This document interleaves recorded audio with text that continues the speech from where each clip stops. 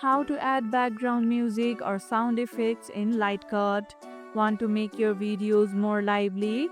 Adding music or sound effects is simple, and let's see how to do it. First, tap the music icon in your project, then select Add Music or Sound Effect. You can choose from Lightcut's library or upload your own audio file. Once added, drag the track to your timeline to sync with your clips. Adjust the duration by trimming the audio and use the fade in or out feature for smooth transitions between clips.